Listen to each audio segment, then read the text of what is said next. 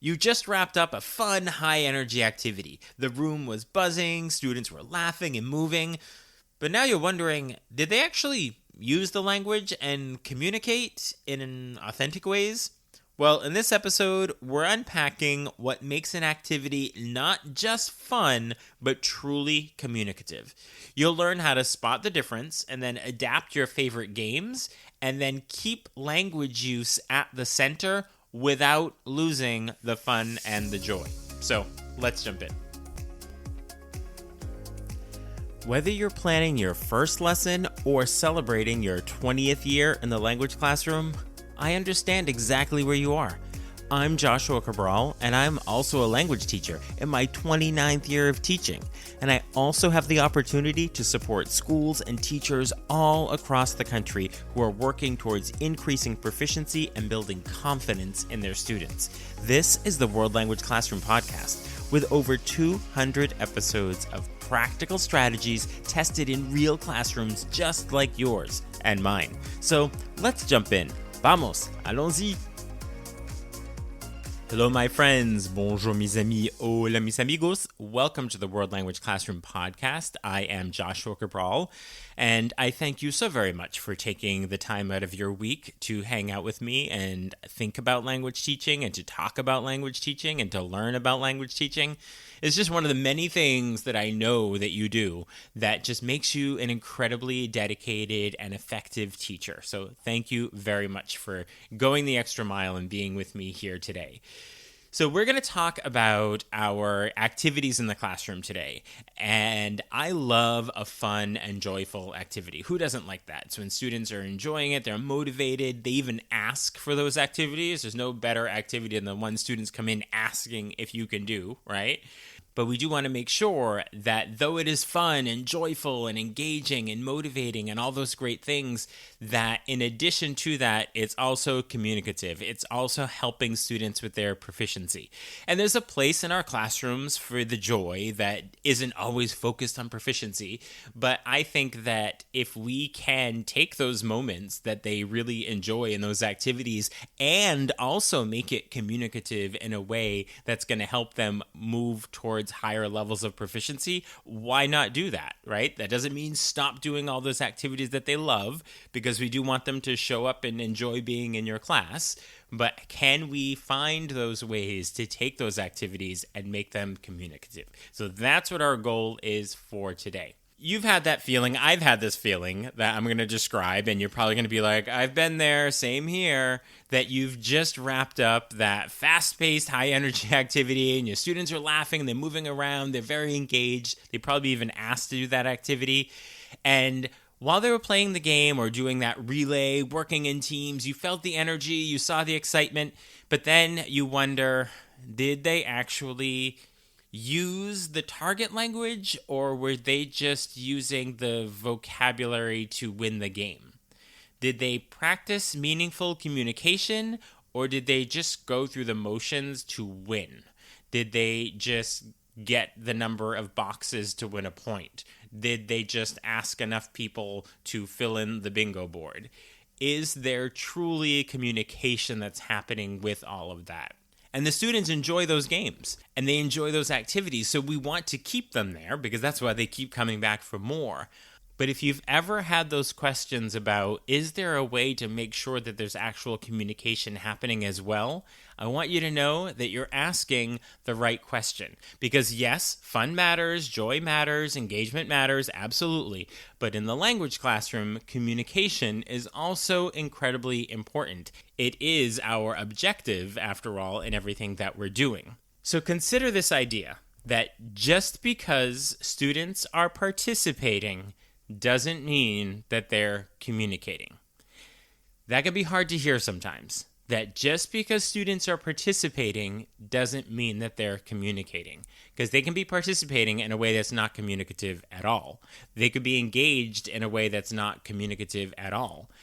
But if we have these ways that they are engaged and motivated and involved, and we can then make sure or leverage that to make it communicative as well, that is a win-win. It's more than that. It's a win-win-win-win-win, right? So how can we do that? Again, we don't want to get rid of those things that they love to do, but can we add to it or tweak it in a little way that makes sure that it's also communicative? Because just with a few modifications, your fun activities can become communicative and support proficiency and performance and those objectives that you have for students. So we don't have to throw out our favorite games and routines. We don't need to make everything serious and structured in our classroom, but we do need to look at each activity through this lens and this question of, does it give students a reason to use the language with purpose? So does it give students a reason to use the language with purpose? Or are they just filling in with vocabulary words? That's a very different objective than using the language with purpose, because this is the foundation of communicative teaching. It's not just keeping students busy, but guiding them to use the language meaningfully. That's what's going to grow their confidence so that when they are in situations outside of your classroom where their proficiency is truly put to the test, are they going to confidently engage in the target language? So now that I've sort of made the case for, yes, joy needs to be there and you need to be doing these activities. So now you're wondering, yes, Joshua, but give me some ideas for how do I take these activities and also make sure that they're communicative. So let's consider a few strategies that you can use right away to start designing activities that are not just fun, but also communicative and proficiency based, any of those words you want to put in there. So the first strategy I would suggest is to add purpose and personalization to what you're already doing as an activity. So let's take an example of like an old favorite that we find in so many classrooms, and it's the find someone who. That's in every teacher's toolkit. Students walk around the room asking each other questions, and you have to find someone who has a pet, find someone who likes pizza, and so on and so on. And so you write in the person's name and the first person to fill the whole board or to get 6 in a row, however you do it, and they win. So that is kind of our old favorite there. And it's great for movement and interaction, but here's the tweak that can make it communicative rather than just practicing vocabulary and questions. Because the truth is that most students aren't actually listening to the whole question. They're listening to one word. Like you walk up and you could be saying blah, blah, blah, blah, dog, blah, blah, blah, and they just heard the word dog and they just go, no, and they go on to somebody else. Or, it's sister, nope, and they go on to somebody else. They're not listening to the whole question. They're just listening because they know that there's going to be the word for different colors or dog or animals, whatever that might be. And so they don't have to actually listen to the entire question. They also have them all on their sheet, so they know what the questions are. So how can we tweak this to make it communicative rather than just using the same questions over and over and over again? So instead of just checking boxes or having them write a name in, you can have students gather information for a purpose and then use it afterward. So here's what this might look like with the communicative twist on it. So during the activity, students ask questions and write down the names of people that say yes, just like usual. But then there's a follow-up question to get more details. So this is an unanticipated question, not like the initial one where they just heard dog and said yes.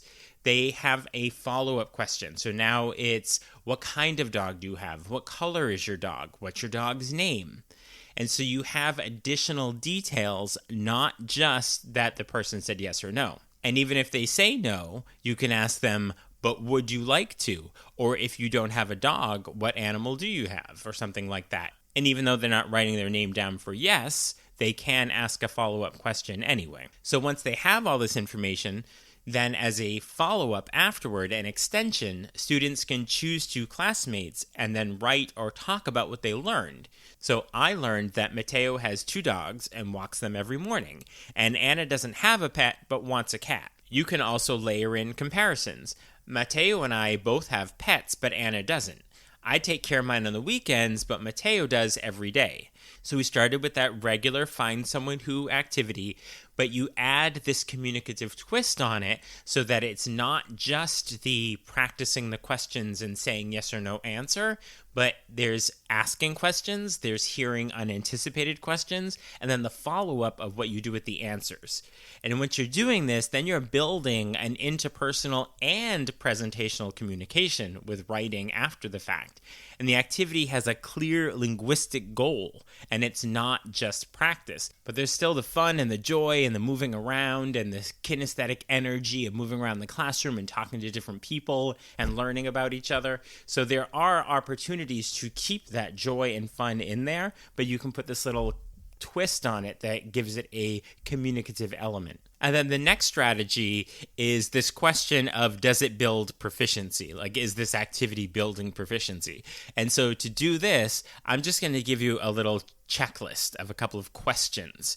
And you can ask this before you try out an activity. Ask yourself these 4 questions and tweak it as necessary to make sure that it does have that communicative piece, but without losing the joy and the fun and the engagement that students truly want. So you ask yourself with this activity, are students using the target language to express meaning? Are they making meaning with the language rather than just saying yes, no, just saying a color, or just pulling out a card and saying a sentence that's disconnected to anything else? Are students using the target language to express meaning? Then the second question is there a real-world connection or a purpose to this?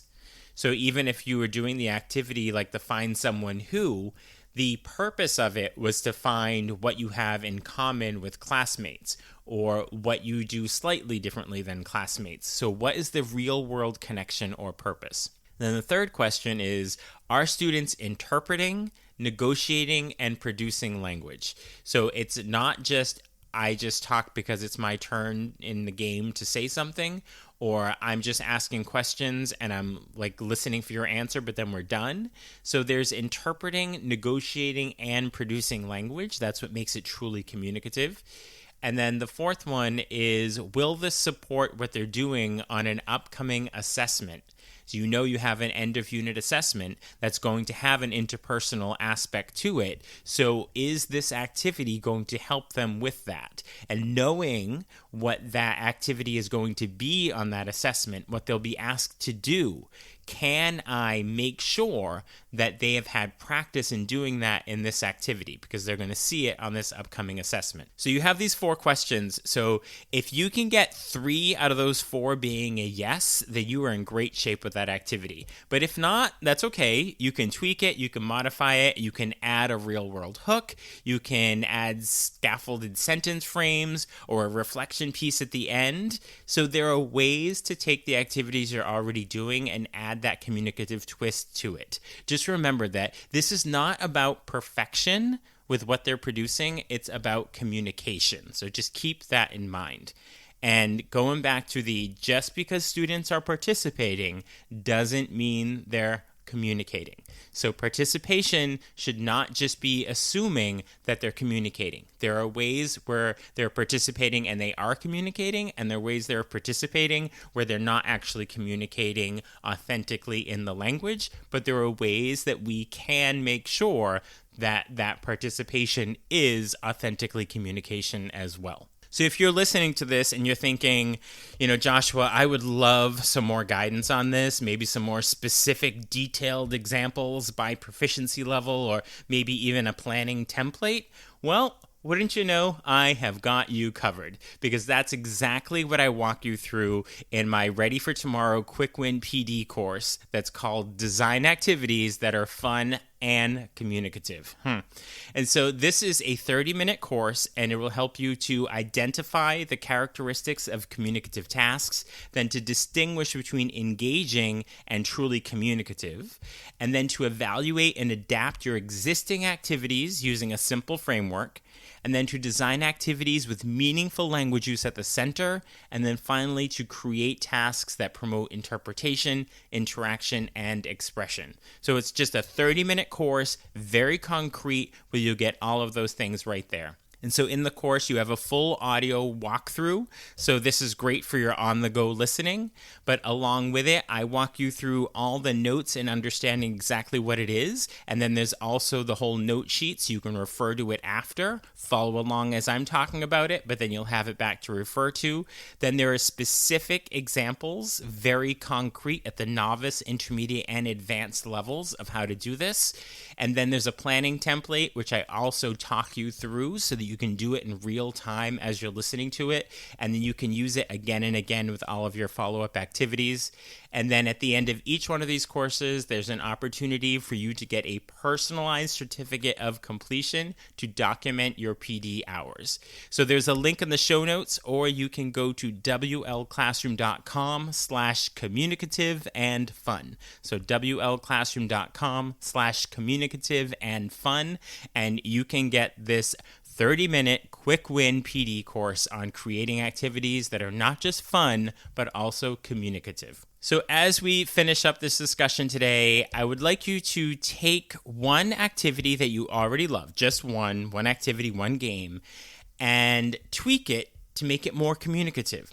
Maybe you want to add a purpose to it, add a personal connection, create a space for negotiation of meaning, and then ask yourself, did students use the language in a meaningful way today? And if your answer is yes, then you are doing it. You're building a classroom where language is used and not just learned, and communication is happening and not just participation. So there are those ways that you can tweak it so that it is in fact communicative and not just what appears to be participation.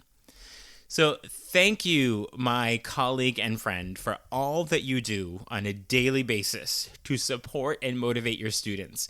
I'm so appreciative and joyful myself about supporting you and your language teacher colleagues as you bring these effective and proficiency-focused strategies into your classroom. And a reminder that I provide on-site workshops, live virtual sessions, self-paced departmental PD, and of course my new Ready for Tomorrow quick win courses for you, the individual teacher.